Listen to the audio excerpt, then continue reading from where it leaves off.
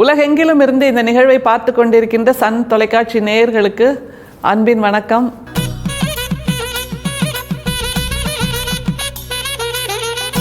நம்முடைய வள்ளல் பெருமான் அற்புதம் அற்புதமே அப்படின்னு ஒரு பாடல் எழுதியிருக்காருங்க. எவ்வளோ ஆச்சரியமாக இருக்குது தெரியுமா? அந்த பாடல் அவருடைய வாழ்க்கையின் சாரம் அப்படின்னு நிச்சயமாக சொல்லலாம். அதாவது ஆட்டோபயோகிராஃபி அப்படின்னு சொல்லுவோம்ல, அப்படி தன்னுடைய வாழ்க்கையை 3 பாட்டில் நிலைநிறுத்தி காட்டுறார். அந்த 3 பாட்டுக்குள்ளே 50 வருஷ வாழ்க்கையில் என்னெல்லாம் பிரச்சனைகள் வந்தது, சிக்கல்கள் வந்தது, சறுக்கல்கள் வந்தது, எப்படி அவர் எழுந்து நின்றார், எப்படி ஒரு புதிய பாதையை கொடுத்தார், அந்த புதிய பாதைக்கு எப்படி எதிர்ப்புகள் வந்தன, எல்லாத்தையும் சொல்லி முடிச்சிடுறாரு. 4 வரியாக 3 பாட்டு அப்படின்னா 12 வரின்னு வச்சுக்கோங்களேன். 12 வரிக்குள் 50 ஆண்டு வாழ்க்கையை சொல்லுகின்ற வல்லமை ரொம்ப ஆச்சரியம். இப்படி கூட ஒரு தமிழின் வல்லமையோடு நம்முடைய வள்ளல் பெருமான் நமக்கு தன்னுடைய வாழ்க்கையை கவிதை சித்திரமாக கொடுக்கிறார் என்பது தான் நம்ம இதில் புரிஞ்சு கொள்ள வேண்டிய ஒரு விஷயம். பாடலை நீங்கள் சுலபமாக கண்டுபிடிச்சிடலாம், அல்லது அவருடைய வாழ்க்கையை அந்த பாடலில் உணர்ந்து கொள்ளலாம். அதற்கு புதிதாக விளக்கம் அப்படிங்கிறது கூட தேவையில்லை. அந்த அளவுக்கு எளிமையாக இருக்கிறது இந்த பாடல்கள். பாடலை பார்க்கலாமா? அற்புதம் அற்புதமே அருள் அற்புதம் அற்புதமே, சத்திய ஞான சபை என்னுள் கண்டனன், சன்மார்க்க சித்தியை நான் பெற்று கொண்டனன், நித்திய ஞான நிறை அமுது உண்டனன், நிந்தை உலகியர் சந்தையை விண்டனன், வஞ்சகர் அஞ்சினர் வாய்மூடி சென்றனர், வந்து திரும்பவும் வாயிலில் நின்றனர், தஞ்சம் எமக்கருள் சாமி நீ என்றனர், சன்மார்க்க சங்கத்தவர்களே வென்றனர், புறங்கூறினாரெல்லாம் புல்லென போயினர், பொற்படி கீழ்ப்புற மீளவும் மேயினர், மரம் கூறினோம் என் செய்வோம் என்று கூயினர், வாழிய என்று சொல்வாயினர் ஆயினர். அவர் சத்திய ஞான சபையை உருவாக்குறார் வடலூர்ல. எப்படிப்பட்ட எதிர்ப்புகள் அந்த காலத்தில் அந்த சமூகத்திலிருந்து அவருக்கு எழுந்தது அப்படிங்கிறத அவருடைய வாழ்க்கை வரலாறு பேசினப்போ நம்ம பார்த்தோம். எல்லா வைதிகர்களும் எல்லா ஆச்சாரியர்களும் எல்லோரும் அப்போது அவருடைய சத்திய ஞான சபைக்கு எதிர்ப்பாக இருந்தார்கள். ஏனென்றால் அதுவரைக்கும் இருந்த சமூக வழக்கத்தை அது மடைமாற்றம் செய்தது. அந்த விக்கிரக வழிபாட்டை வேண்டாம் என்று சொன்னது, மந்திரங்களை வேண்டாம் என்று சொன்னது, புராணங்களை புறந்தள்ள சொல்லியது, அந்த இதிகாசங்களை வேண்டாம் என்று சொல்லியது. இப்படிப்பட்ட புரட்சியை செய்த வள்ளல் பெருமான் எப்படிப்பட்ட துன்பங்களை எல்லாம் சூழ்ச்சிகளை எல்லாம் நேரடியாக அனுபவித்தார் என்பதை இந்த 3 பாடல்களும் நமக்கு சொல்லி தருகின்றன. எவ்வளவு இயல்பாக இவ்வளோ எதிர்ப்பு வந்தது, ஆனால் நான் உறுதியாக நின்னேன் அப்படின்னு சொல்கிறார் பாருங்க. ஒவ்வொரு வரியாக பார்க்கலாமா?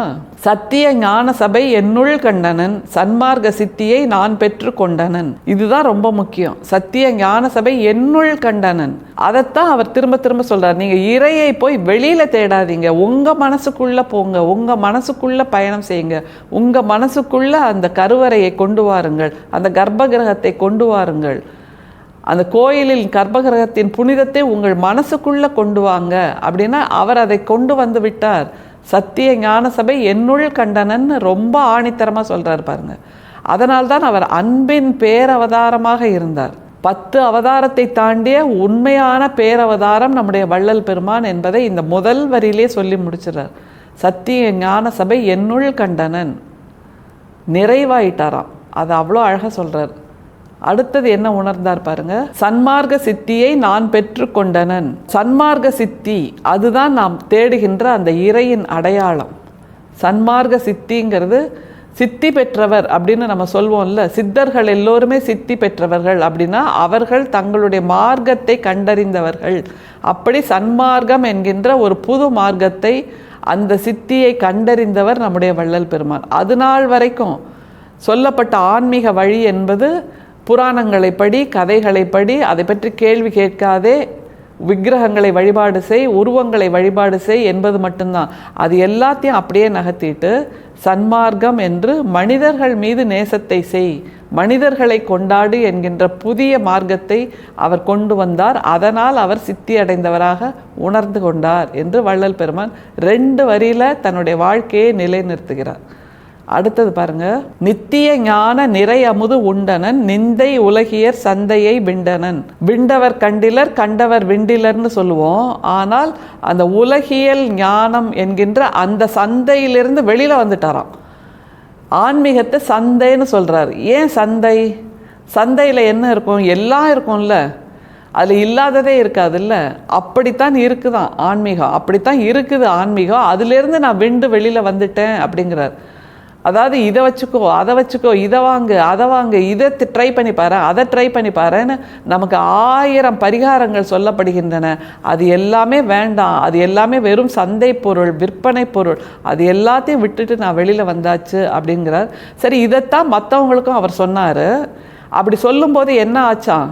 அடுத்த 4 வரியில் சொல்றார் பாருங்க. வஞ்சகர் அஞ்சினர் வாய்மூடி சென்றனர் வந்து திரும்பவும் வாயிலில் நின்றனர். அவர் கூட சண்டை போட்டவங்க, அவரோட வாக்குவாதம் செய்தவங்க, அவங்க எல்லாரும் நம்முடைய சன்மார்க்கத்துக்கு கிடைத்த வரவேற்பை பார்த்து வஞ்சகர் அஞ்சினர். ஐயோ, எங்களோட புராணங்களுக்கெல்லாம் வரவேற்பு இல்லாமல் போயிடுச்சுன்னா என்ன ஆகிறது? எங்களுக்கெல்லாம் வேலை இல்லாமல் போயிடுச்சுன்னா என்ன ஆகிறது? விக்கிரக வழிபாடு இல்லைன்னா நாங்கள் எங்கே போகிறது அப்படின்னு அவங்களுக்கு கவலை இருந்ததில்ல. அவர்கள் அதனால் நம்முடைய வள்ளல் பெருமானோடு வாக்குவாதத்தில் ஈடுபட்டார்கள். ஆனால் சன்மார்க்கத்துக்கு நம்முடைய வடலூருக்கு கிடைத்த வரவேற்பை பார்த்து வஞ்சகர் அஞ்சினர். அவ்வளோதான். ஏனென்றால் நம்முடைய வள்ளல் பெருமான் ஆணித்தரமாக இருந்தார், துணிவாக இருந்தார். இதுதான் என்னுடைய வாழ்வியல், இதுதான் என்னுடைய ஆன்மீகம், இதுதான் என்னுடைய அருளியல் என்று தெளிவாக இருந்ததனால் சமூகம் அவரை ஏற்றுக்கொண்டது. அதனால் வஞ்சகர் அஞ்சினர். அவ்வளோதான், ரொம்ப சுலபம். அடுத்தது என்ன ஆச்சாம் பாருங்க. வந்து திரும்பவும் வாயிலில் நின்றனர். சரி, இவற்றை ஒன்றும் பேச முடியாது போல இருக்கே அப்படின்னு வாய் மூடிட்டு போயிட்டாங்க. அப்புறம் அங்கே போய் யோசித்து பார்த்துருப்பாங்க போல இருக்கு. சரி, இதுவும் நல்லா தானே இருக்குது, இதையும் நம்ம கைப்பற்றிடலாமே அப்படின்னு திரும்பவும் வந்து வாயிலில் நின்றுட்டாங்களாம். நாங்கள் உங்களோடதை ஏற்றுக்கிறோம், அதனால் எங்களுக்கு இங்கே கொஞ்சம் இடம் கொடுங்க, எங்களுக்கு வழிவிடுங்க அப்படின்னு வாயிலில் வந்து நின்றுருக்காங்க. அவர்களுக்கு நம்முடைய வள்ளல் பெருமான் என்ன செய்திருக்கார் தெரியுமா?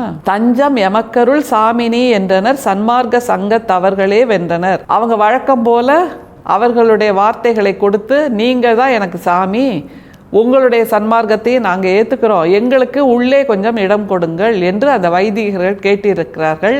ஆனால் சன்மார்க்கத்தவர்களே வென்றனர். கடைசியில் சன்மார்க்கத்தவர்கள் என்பவர்கள் முற்றும் தெளிந்தவர்கள், பசப்பு வார்த்தைகளை நம்புபவர்கள் அல்ல, கட்டுக்கதைகளை நம்புபவர்கள் அல்ல. அதனால் சாமி நீ அப்படின்னு வந்து நின்னா அவங்க மடத்தை கொடுத்தால் இடத்தை பிடுங்குவார்கள் என்று தெரிந்ததனால் நாங்கள் அவர்களை மறுதலிக்கவில்லை, அவர்கள் மீதும் அன்பு செலுத்தினோம். ஆனால் சன்மார்க்கத்தவர்களே இறுதியாக வென்று நிற்கிறார்கள். இங்கே உள்ள சித்தாந்தம் வேறு, இங்கே உள்ள வேதாந்தம் வேறு, இங்கே உள்ள வழிபாட்டு முறை வேறு. இங்கே வைதிகர்களுக்கு இடமில்லை, மந்திரங்களுக்கு இடமில்லை, வழிபாட்டு முறைகளுக்கு இடமில்லை, அவர்கள் கொடுக்கின்ற ஆகமங்களுக்கும் இடமில்லை என்பதனால் சன்மார்க்கத்தவர்கள் நாங்கள் வேறு என்பதில் வென்று நின்றிருக்கிறார்கள். அப்புறம் என்னாச்சா? புறங்கூறினாரெல்லாம் புல்லென போயினர் பொற்படி கீழ்ப்புற மீளவும் மேயினர். அவங்க இப்படியான் தெரியுமா, அந்த இடத்துல இப்படி தான் வழிபாடு நடக்குதான் அப்படின்னெல்லாம் புறங்கூறினவர்கள் எல்லாம் காணாமல் போய்விட்டார்கள். அந்த பொற்படியின் கீழ் நின்று அவர்கள் அங்கேயே நிற்கிறார்களே தவிர உயர்ந்து வரவில்லை என்று நம்முடைய வள்ளல் பெருமான் சொல்றார். எப்படி நிறைவு செய்கிறார் பாருங்க. மரங்கூறினோம் என் செய்வோம் என்று கூயினர் வாழிய என்று சொல்வாயினர் ஆயினர். அதான் கூவினாங்களாம், உங்களோட நாங்கள் சண்டை போட்டோம், ஆனால் இப்போ என்ன செய்யறது, நீங்கள் ஜெயிச்சு நிற்கிறீங்களே என்ன பண்ணுறதுன்னு கேட்டால் அவங்க என்ன சொல்லியிருக்காங்க நிறைவு செய்யும்போது நம்முடைய வள்ளல் பெருமான், அப்படி மரம் கூறினோம் இப்போது உங்களுடைய வாசலில் வந்து நிற்கின்றோம் என்பவர்களுக்கு நம்முடைய வள்ளல் பெருமான் என்ன சொல்லியிருக்கார் பாருங்க. வாழிய என்று சொல்வாயினர் ஆயினர். நாங்கள் அவர்களை வாழியன்னு சொல்கிறோம், அவங்களோ நம்மை வாழிய என்று சொல்லி அவரவர் பாதையில் அவரவர் பயணித்து கொண்டிருக்கிறோம். ஏனென்றால் சன்மார்க்கியாக இருப்பது என்பது வேறு ஒரு மனநிலை. அங்கே எல்லாவற்றையும் துறக்கின்ற மனநிலை இருக்கிறது. அங்கே ஜாதி கிடையாது, சமயம் கிடையாது, மதம் கிடையாது, மனமாச்சரியங்கள் கிடையாது, நான் உயர்வு நீ தாழ்வு என்பது கிடையாது. உயிர் இரக்கம் என்பது எல்லோருக்கும் ஒன்றுதான் என்கின்ற அந்த மன விரிவடைதல், அது ஒன்றுதான் சன்மார்க்கிகளுடைய அடையாளம் என்பதை நாங்கள் புரிந்து கொண்டிருக்கிறோம், அவர்களுக்கும் புரிய வைத்திருக்கிறோம் என்று வள்ளல் பெருமான் தன்னுடைய வாழ்க்கையை ஒரு 12 வரிகளில் இந்த பாடலில் கொடுக்கிறார் என்றால் இது நிச்சயமாக அற்புதம்தான். வள்ளல் பெருமான் வாழ்ந்ததும் அற்புதம், அவர் நமக்கு கொடுத்திருக்கின்ற ஜீவகாருண்யமும் அற்புதம், இந்த பாடல்களும் அற்புதம் என்கின்ற வகையில் ஒரு அற்புதத்தை நம் கையில் பொதிந்து கொடுத்திருக்கிறார் வள்ளல் பெருமான். சிக்கென பிடித்து கொள்வோம். அருட்பெரும் சோதி, அருட்பெரும் சோதி, தனிப்பெரும் கருணை, அருட்பெரும் சோதி. மீண்டும் சந்திப்போம். நன்றி, வணக்கம்.